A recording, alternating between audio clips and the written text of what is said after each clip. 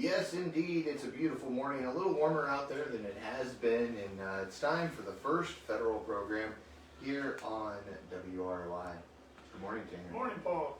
How are you doing? Good. Like you said, it's a little warmer outside than it has been this week. I was talking to Randy before we got on there. It's amazing how 23 degrees can feel like a heat wave compared to the cold weather that came in earlier this week. I know. I cannot believe it. I went outside a little bit ago in just a sweatshirt, so yeah, it's a little warmer than it has been. When it gets down in single digits, that's not just cold, that's frigid. That's when it gets really dangerous. Yeah, not something I enjoy doing. And I know when we had Janet Shalley on a couple weeks ago, we made the message, if you have outside pets, maybe, when it gets to those temperatures, probably a good idea to bring them inside if you can. So that's always a good reminder out there, because absolutely it's cold for those pets. Yes. Outside. Even the pets that are indoors and go outdoors, when they come in, make sure that you wipe their paws off and get them toweled off and everything. Yeah, my dogs have been in and out very quickly. Oh yes, yes, mine too this week. That's when I know it's really cold. When my dog doesn't want to stay outside and play too long. So. Yeah. But this week it looks like temperatures are going to be in the 20s. So. Yeah, 20s to lower 30s, and then a bit of a heat wave coming first part of the week with temperatures in the mid 40s.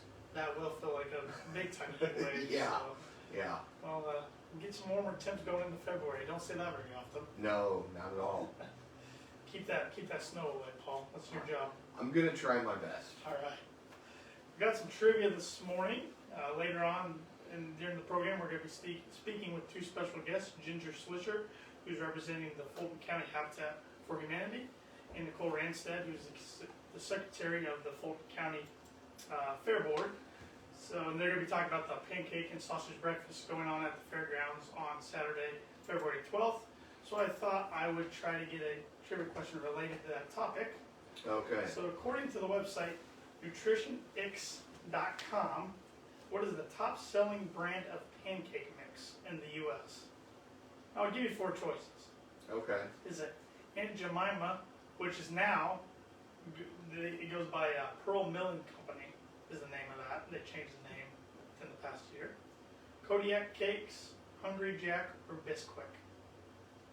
I'm sure you've heard of all those. Okay. Yeah. At least 3 out of the 4. At least 3 out of the 4? All right. Got a lot of sports here this morning to go over real quick. Yes. A lot of local sports. Rochester Lady Zebras ended their regular season on a high note last night. They got a W, and now their overall record 16 wins, 7 losses. Yeah. It's pretty good regular season record there. I can agree with that. And sectional season starts next week. They'll be in action on Tuesday. Yes, they will. Against Pioneer. Yeah. And the Tippecanoe Valley Lady Vikings were victorious last night, increasing their record to 15-6, and they became the 2022 TRC champions. Yes, they did. Congratulations to them. Yeah, saw that on Facebook last night. Saw some video of the celebration. Looked like a good time over there. Yeah, and just think, if Rochester wouldn't have beat Northfield, they would have been tied. Right. So rivals helping the other rival out a little bit, right? Yeah. Argus Lady Dragons, I believe, are actually still in action this weekend against Elkhart Christian Academy. That game will happen tomorrow. And Caston and Winnemac both finished their seasons 15-5 and 6-14 respectively. So now we're in postseason basketball. Yes, we are. Boys still have a couple more weeks. Yeah. About a month. Yeah. A little less than a month, I guess, until we get there. Rochester's in action tonight, hosting Northfield. Rochester got a record of 5-7. Northfield is 3-10. Same time as always, I'm presuming, for the pregame. Yes, absolutely. 7:25 tonight. There you go. And tomorrow night. And Tippecanoe Valley hosts Manchester tonight. Valley's 8-4. Manchester's 6-8. And then they're at Mishawaka Marion tomorrow, who's 12-2. So that'll be a little challenge tomorrow on the road. Argus, who has a record of 11-2, I believe they are off this weekend. Caston's got a record 9-4. They host Pioneer tonight, who's 3-10, at Northfield tomorrow. And Winnemac, the record of 6-6, travels to West Central tonight, who's 2-13, and hosts La Crosse tomorrow, who's 6-6. So that time of year, a lot of back-to-back Friday and Saturday games going on. Yeah, but hey, you know what? That's my favorite time of the year. Yep, so a lot I'm going okay on. With that. And I want to give congratulations to all the local wrestlers. A lot of wrestlers that have been champions in the conference lately, getting close to sectional time for them as well. And then to all the swimmers and divers too. I know there was many champions from Tibby Valley and Rochester as well. And shout out and congratulations to Brandon Harrington and Enrique Navarro of the Rochester bowling team as they both advanced to state. So a lot of good stuff going on. Lots of good stuff. Yeah. Lots of good stuff. College basketball. Our Purdue Boilermakers were victorious last night in one of those late 9 o'clock p.m. games. I'm not a fan of those 9 o'clock p.m. games. I'm too old for that. Wait till you get to my age. Okay? I'm getting there. But they were victorious at Iowa last night by 10 points. So they completed a season sweep against Iowa. It was pretty similar to the first time they met. Purdue got up really big. Iowa came storming back to make it a pretty close single-digit game for a while, and then Purdue held on at the end. So they improved their record to 17-3. They host Ohio State now on Sunday, who improved their record last night to 13-4. That game's at noon on CBS. So a national televised game on Sunday at Purdue that will lead into the AFC Championship game at 3 o'clock between the Bengals and the Chiefs. Indiana was victorious the other night against Penn State. They improved their record to 15-5. They travel to Maryland tomorrow, who's 10-9. That game's at 2:30 on Fox. So another nationally televised game there. Butler finally got a win this week. Seems like the first one they've had in a long time. Their record's now 10-10. They host Georgetown tomorrow, who's 6-11. That game's at noon on Fox Sports 1. And Notre Dame has been on a little streak as of late. Their record's 13-6. They beat NC State earlier this week. They host Virginia tomorrow, who's 12-8.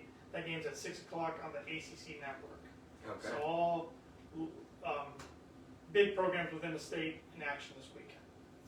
Like I said, the Bengals and the Chiefs play 3 o'clock on CBS, the AFC Championship on Sunday.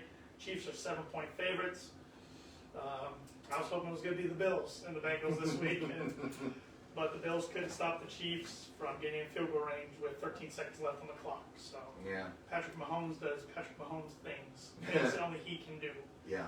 But I think it's safe to say, and I'm a Denver Bronco fan, so maybe I'm speaking out of turn here, but I think the whole nation outside of Kansas City is kind of getting Chiefs fatigue. Kind of getting a little tired of them already. So. And this is the 4th AFC Championship in a row that's been played at Kansas City. So Joe Burrow and the Bengals, you're our only hope. That's pretty much what I'm saying. Yeah, something from Ohio's got to happen. Yeah. I'd be okay with that. That'd be good for the Bengals. And then on the NFC side, you got San Francisco 49ers at the LA Rams, so an all-California NFC Championship. The Rams are 3.5-point favorites. That game's at 6:30 on Fox on Sunday. So a lot of potential interesting matchups there. We could get a Super Bowl rematch from a couple years ago between the Niners and Chiefs. We could get a Super Bowl rematch from the late 80s between the Niners and the Bengals. We could have the Bengals and the Rams, which would be a brand new Super Bowl matchup, even though the Rams just made it 4 years ago. Yeah. Or we could get the Chiefs and the Rams. Like I said, the Rams 4 years ago, and the Chiefs have made it 2 straight years. So yeah, we'll see. If I had to place my favorites, I think the Chiefs and Rams, both home teams, get it done. Okay. That'd be where I'd place my bets if I was a betting man. Got some tidbits here this morning. On this day in 1915, the U.S. Coast Guard was created by merging the U.S. Life Saving Service and the U.S. Revenue Cutter Service. Okay. On this day in 1956, Elvis Presley, you might have heard of him a time or two? Yeah, once or twice. He made his first appearance on national TV on the Dorsey Brothers stage show. All right. On this day in 1960, the NFL announced 2 new franchises, the Dallas Cowboys and the Minnesota Vikings. Maybe they'll get some victories in Dallas more than Minnesota. But I know the whole state of Texas is hoping that they can turn themselves back to what they were in the mid-90s. Maybe not the rest of the country, but on this day in 1985, the charity single "We Are the World" was recorded by Supergroup USA for Africa. Featuring Michael Jackson, Lionel Richie, Quincy Jones, Bruce Springsteen, Stevie Wonder, and other pop stars. I'm sure you've heard that song many times. You've probably seen the video. Once, twice, yeah. Do you think pop stars around the world today could get together to collaborate something like that, or is there too much beef among a lot of pop stars? Or Country Stars can do it, and they've done it here recently. Not that many, but I think we have a track that's got like 6 of them on it. Okay. But pop-wise, it'd be tough. Yeah, I was kind of thinking of the same thing. But hopefully, for a good cause, they could get together. Oh, I hope. Some of them could put their personal differences aside I hope. and make a good charity single. But I don't know. We probably don't have to worry about that anytime soon. Probably not. I got a lot of days here to go over. Today's National Fun at Work Day. We certainly try to do that first federal. That's one of our core values, is to have fun. Yeah, we do that every day here. Yeah. What's work if you can't have fun? Right? Exactly. It's International Lego Day. Okay. I feel like we talk about Legos on this program a lot. Usually it's the pain from stepping on them. Yeah, It's Global Community Engagement Day. Mm. National Kazoo Day. Ever played a kazoo before? Yes. They're fun to play, annoying to everybody around you. That's kind of what Yes. I Yeah. figured out. And I didn't realize how annoying they were until my kids got them. So no kazoos in the Christmas stockings. No, No. because they each have one, and that's enough. That's enough. National Blueberry Pancake Day, so it goes Yeah. with the theme of our show today. And it's National Data Privacy Day. Okay. Never can be too careful with No, your you personal cannot. data. So, and spoiler alert, you might see a social media graphic on the First Federal Facebook page and social media pages today about some national privacy tips. You might have to share that. Yeah. Some upcoming events going on. I see the Legislative Breakfast Series has kicked off already. Mm-hmm. The second one's going to be going on Saturday, February 19th. That will be at Rochester Meat and Deli. It'll consist of a local update with the county commissioners and Mayor Ted Bid. Okay. I want to give some flowers this morning to CASA of Fulton County for being named the January 2022 Fulton County Chamber of Commerce Member of the Month. Mm-hmm. Congratulations to them and everything they do for our community. Got some money news this morning, Paul. I'll make the Dow quick since you kind of went over it before we started recording, but the Dow was down 160 points at, let's see if I can read my writing here, 33,000, I believe that's a 3, not a 2, 883. Was I correct there, 33? Well, I have 34, 160. Oh, okay, well, see, we got different numbers going on this morning. Oh, I pulled mine from CNBC.com, so Okay. if Mine they were came wrong, from Edward Jones. I'll take yours over mine. So maybe I could have read the wrong thing too this morning. Apple, I see, raked in record profits. Yes. So a lot of people still buying iPhones, iPads. Well, I mean, when it's the same phone every year, just adding a couple, $300-$400 more to each one, I can understand the record profits. It's all their marketing and advertising too. Exactly. They make their consumers want it. So see, Ford's stopping taking orders on small trucks due to demand. No. That's a good problem. Yeah. So Ford Rangers must be in Yeah. full effect there. Doing pretty good. And the Fed's going to meet next week about interest rates. A lot of speculation about the potential rate increases going on. Yeah, interested to hear about that. Yeah, we'll have more on that next week. Oh, I'm sure. And today at First Federal, we'd love to see you. We're open from 8:30 to 5, and tomorrow from 8:30 to noon. If you can't make it within our hours of operation, you can always bank with us online and with our mobile app, which is free to download on either your iPhone or your Android device. Our ATM's also open as well 24/7 if you need some cash, and we're part of the Money Pass program, so if you're out of town this weekend, going to something or shopping or whatever it may be, and you're looking for an ATM to use that you won't get charged a surcharge, go on moneypass.com and find ATMs on the MoneyPass network, and you won't be charged a fee. Exactly. We offer Simply Free checking accounts and Simply Free business checking accounts. Right now, when you open a new checking account, you get a free gift, which is, we got a brand new gift that just started this week. It's a Blackout Buddy. I had it in my hand to bring in this morning, but the one I have in my office wouldn't shut off because it is an emergency LED flashlight. Oh, okay. So my office was dark this morning, so when it's plugged in, it's charging the whole time, and it's on like a nightlight. You take it off, the LED part comes on. You can click the button to get that part off, but the nightlight part of the one in my office doesn't want to come off this morning. So I didn't want to come in here shining the light all the time. Yeah, well, So maybe I'll bring one in next week. There was others I could have grabbed, but the boxes weren't open. I didn't want to open Yeah. somebody's gift. Yeah. So I will bring one in though eventually. Okay. They're pretty neat. It's one of those gifts that when the power goes out, you don't want to be searching for a flashlight around the house, or Right. if you can't, say your cell phone's dead, then you Yeah. can't charge it, so you can't rely on that for a flashlight. This is always charged up and ready to go. Yeah, absolutely. We've got some purchase specials going on right now Okay. through March 15th. We have a purchase special, a refinance special, and a construction special. For each of those, there's $500 off standard closing costs, and for the construction special, you get an 8th rate reduction.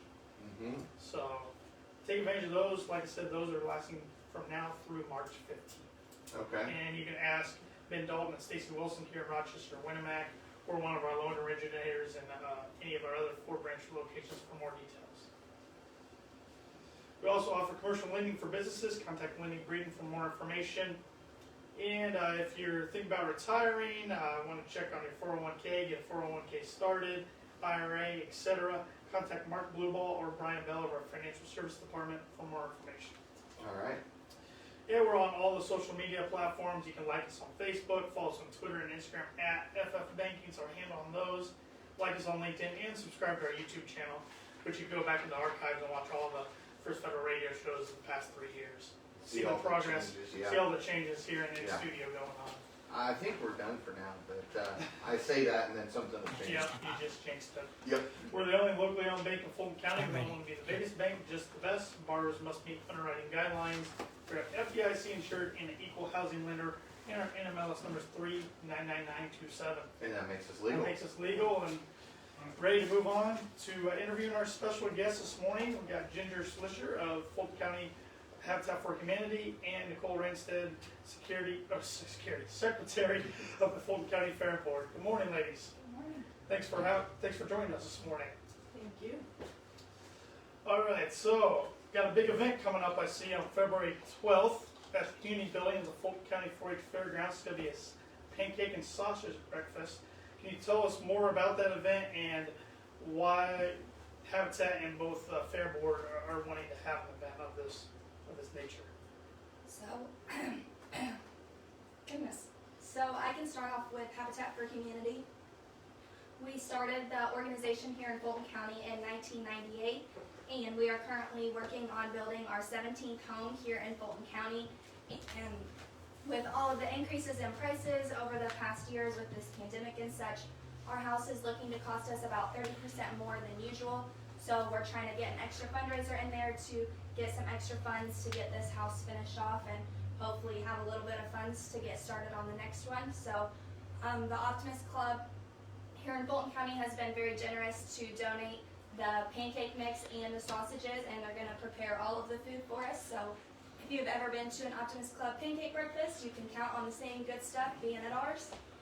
And we will also have applications there that people can pick up if you have any interest in maybe qualifying for a Habitat for Humanity home. We're going to hopefully have a PowerPoint presentation there that people can view while they're eating breakfast, and some applications that you can pick up and get them turned back into us.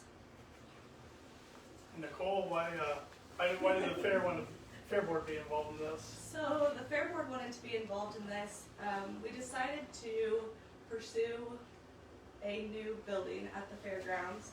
So our animal buildings are getting run down and are desperate need of improvement. So we decided to team up with the Habitat Board and see if we can raise some money for that structure. Both great ideas and great causes there. Absolutely. So I see this event's from 7 to 11 on Saturday, February 12th, and there's no cost for this, correct? It's a free will donation breakfast, and we're looking to get some carry-out containers and maybe some students or younger members that will be able to provide carry-out. With the COVID-19 testing going on at the fairgrounds, it's going to make it kind of impossible for us to have a drive-through, but we're looking to have some options where members can carry pancakes and sausages out if anybody is needing that option. That's always a good idea. It seems like more of these fundraisers that consist of food nowadays are going to the drive-up option, or at least have an option if they're also doing it in person too as well. So speaking of the Habitat bill right now, that bill is going on 7th Street and Fulton Avenue. And like you said, the price of pretty much supplies and everything's kind of went up this past year. Say somebody can't make it to this breakfast, what other ways could they donate to Habitat if they're wanting to do so? Yeah, so we're always accepting any type of money.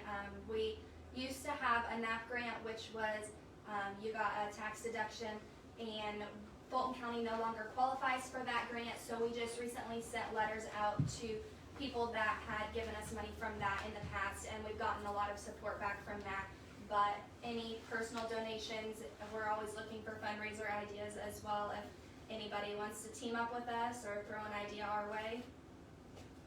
We'll take it. Yes. And Nicole, why is same question, I guess, for the fair board. If somebody wants to donate to a certain cause of the fair or get more involved, how can they do so? Okay, so yeah, we're P.O. Box 856 if anyone wants to send us mail with money in it. It's greatly appreciated. You can also get a hold of us. We have a Facebook page, or we have a fair board email. That's fultoncofairboard@gmail.com. And get a hold of us, and we can find a way for you to help, for sure. Perfect. And both of you ladies grew up in this area, correct? Mm-hmm. So Ginger, what made you want to get involved in Fulton County Habitat for Humanity? And Nicole, same question for the fair board. I actually started on the Habitat board when I was a junior in high school, so that's something unique about the Habitat board is we have a representative from each of the 3 local high schools. And so I started on there and really got a feel of all of the great things that we were doing. And when I decided I was going to stay home and do my college online, I reached out to our president, Carmen, and a spot opened up. And so I was able to get back on the board, and I've now moved up to secretary and hope to continue to do great things with the organization. Yeah. So I got started with the fair board because a couple people that I work with said, hey, what do you think about joining the fair board? Been there. Yeah. So I've always liked Fair Week, and I'm a big supporter of the ag industry. I love being part of the ag industry, so I thought, why not try it? And now I'm going into my 4th year on the boards. And you've been involved with the fair for many years, I'm guessing. I mean, were you 4-H or I no? was never You were not. in 4-H. I know. Full me. So, Paul, if you didn't know, Ginger helps on 2 of my committees for Habitat too. Oh, okay. We work together on promotions and affiliate development. So, Good. yeah, Good. yeah. So, and tell us a little more about yourselves. Ginger, I know you're currently a college student, and Nicole, you work here within Rochester. Yep. So give everybody out there a little more background about yourselves, if you wouldn't mind. So we actually both work at New Holland, Rochester. I work there full-time in the accounting department, and then I'm taking my classes online through Indiana University Kokomo, and I'm expected to graduate in December, thankfully, with my bachelor's in business administration. And then I'm a little undecided what I'm going to do from there. I'm thinking about going to Ivy Tech to get some of my ag background since IUK doesn't offer that, but I'm going to eventually get my MBA before I'm completely done. So. Congratulations.